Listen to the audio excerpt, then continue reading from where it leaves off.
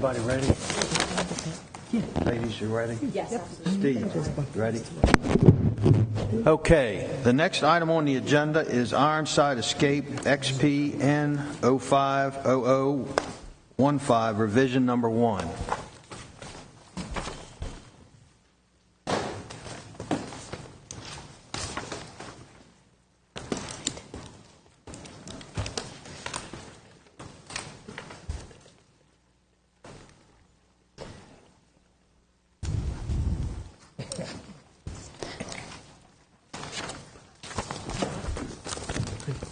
Thank you, Mr. Chairman.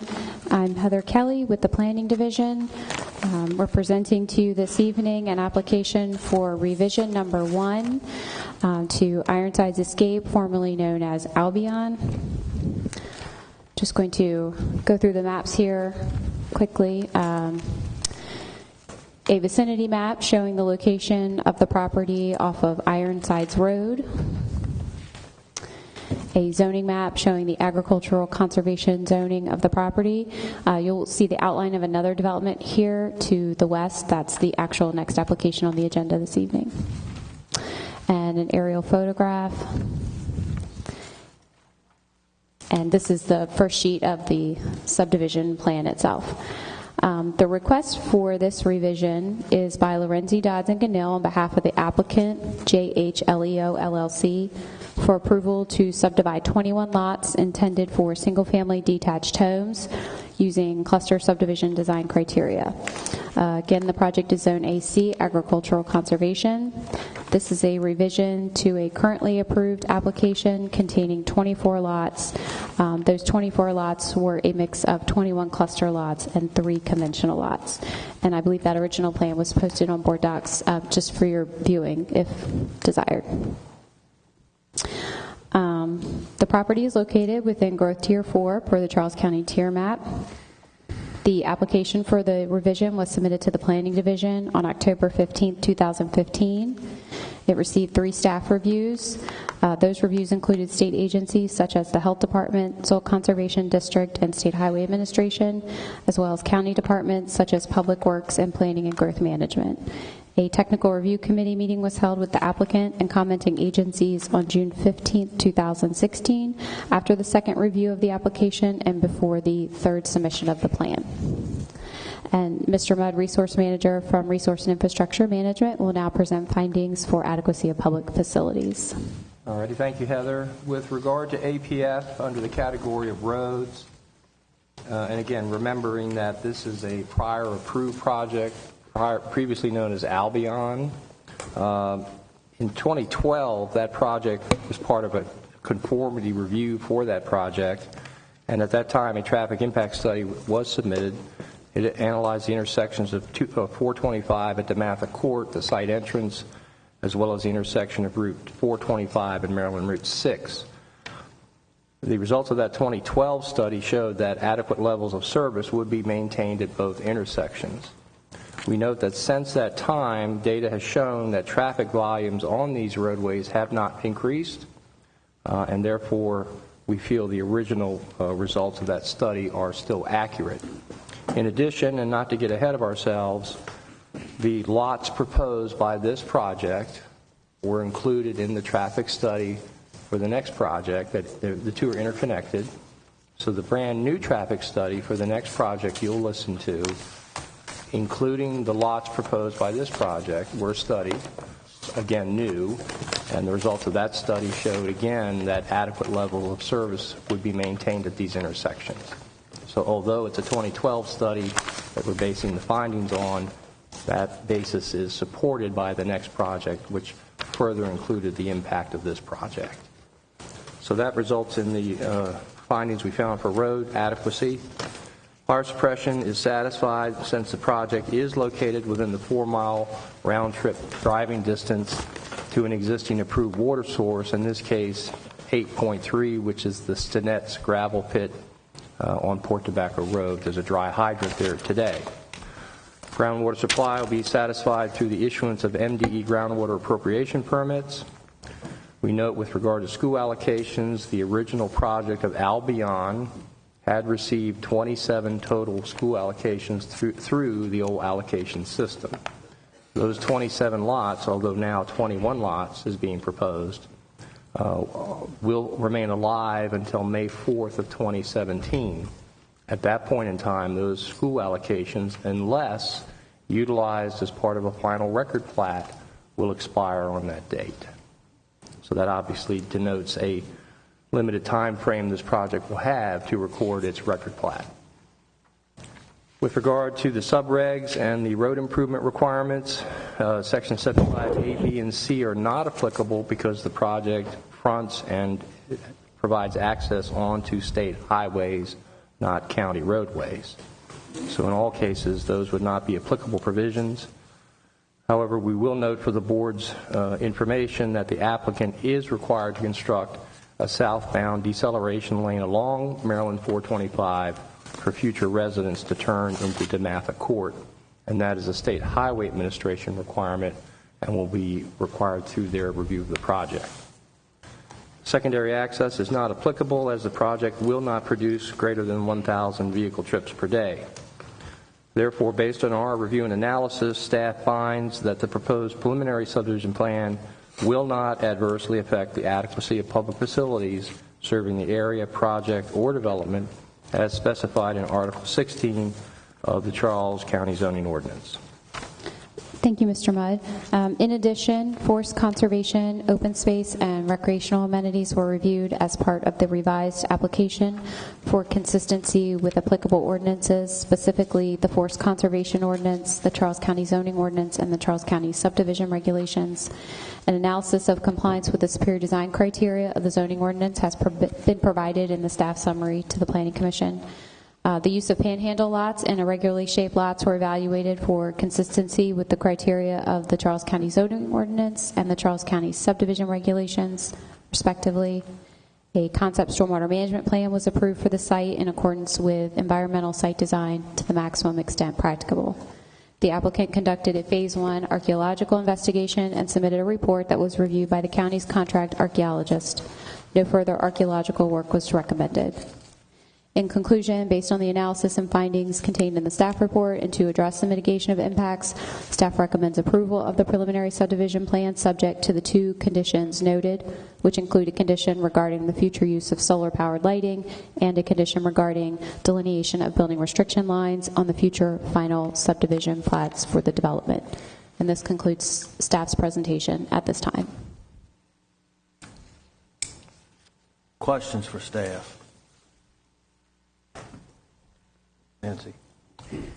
Am I correct that revision 1 has to occur to enable the development of the adjacent Crossroads Chapard, because this reconfiguration of the subdivision allows for the road that will cross the Tier 2 stream? Is this revision required in order to allow the development of Crossroads Chapard? This revision is proposing the connection to the adjacent property. I don't know if I personally can speak specifically as to whether this particular revision is required for the development of that property, period. The applicant or the property owner may have an answer to that. But yes, part of the purpose of this revision is to show that connection.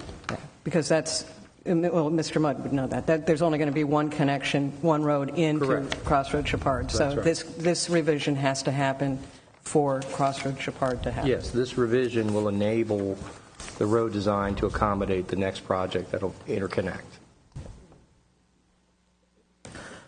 And then if the project were denied, what would happen to Crossroads Chapard?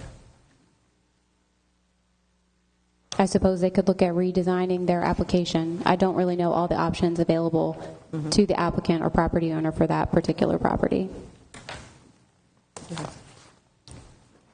Question. Yes. Mr. Mudd, you did say, could you repeat what you said about the school allocations? I kind of missed it.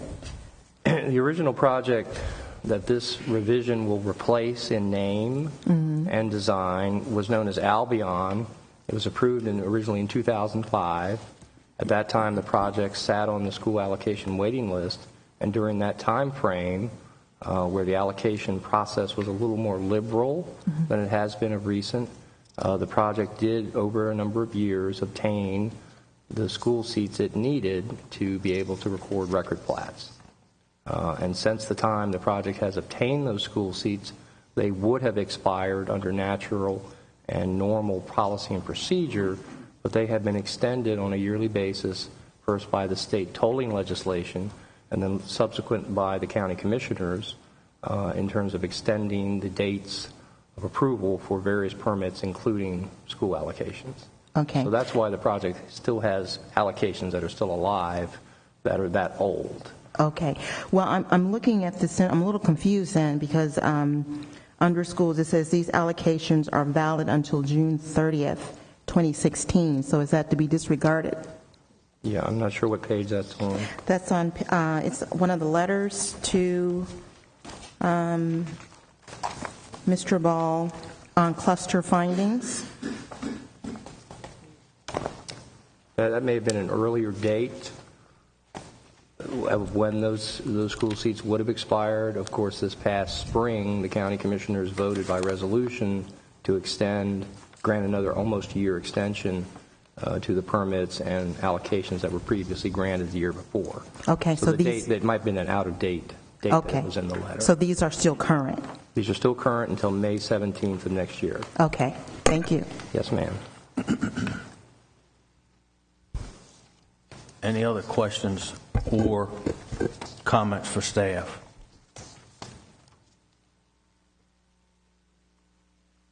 Mr. Moto, off the top of your head, do you know what they paid for those DRRAs? The allocations we're talking about were not. They weren't? They were not through a DRA. They were through the old or the standard school allocation policy and procedure. So they were on the list long enough that They were on the they list rose to the top? since 2005, and during that time frame, 2005 through, say, 2008, the project obtained the allocations necessary. Thank you. Okay. I got it. Paid their deposit, and they held those allocations, which, again, are still valid today. Thank you. Then one more question on under consistency with Charles County zoning ordinance, page 7 of 13. There's about the public facilities. It said that police facilities are adequate. Are you talking about manpower or actually physical buildings? And I'm sorry, page 3 of 13? Page 7 of 13, 7 at the of top, 13, number 3, public facilities. I know you named the fire department, but is there a police station or? Well, and again, you're not referring to APF at this point. You're talking about cluster subdivision design criteria. And the section you're reading, just so I can catch up here. Again, this is the cluster criteria that the board needs to look at in consideration of this project. And one of them is, are public facilities available to the cluster, including sewer, water, schools, utilities, police, fire and rescue, so on and so on. And again, there's no test in terms of adequacy of these that's required by the applicant or staff, but this is a general goal that you as a commission need to look at when you consider these projects as a cluster. Okay. And what APF has told you specifically is that sewer and water are satisfied through the perk tests and the individual MDE groundwater appropriation permits. Schools will be subject to the school allocation policy based on what the commissioners decide. Utilities are what utilities are in terms of electric and so on, cable. In terms of police, fire, and rescue, obviously we have police, fire, and rescue available. But again, there's no tests required here to determine do we have enough officers or ambulances to serve the residents of this community. So that's a different category. Yeah, Kinda, I mean, sorta. that's not part of APF, number one. But yet under the cluster provisions, it is mentioned Okay. as part of your consideration. Thank you. You're welcome. Any other questions or comments?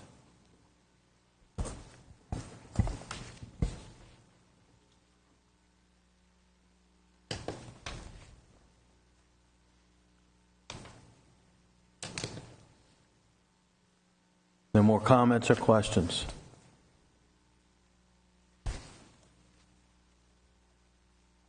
Hearing none, I'll entertain a motion.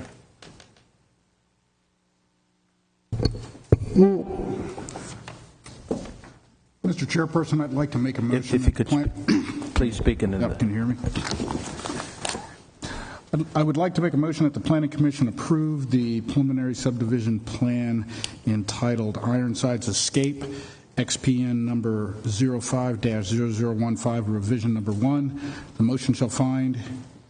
motion shall include findings that there are adequate public facilities to support the project, that the project is consistent with the comprehensive plan, and that the findings and recommendations incorporated within the staff report presented September 12, 2016 shall be adopted. Motion's been made. Do I hear a second? Second. Discussion. All in favor say aye. Aye. Aye. Opposed? Madam Recording Secretary, did you get that? Thank you very much. Okay.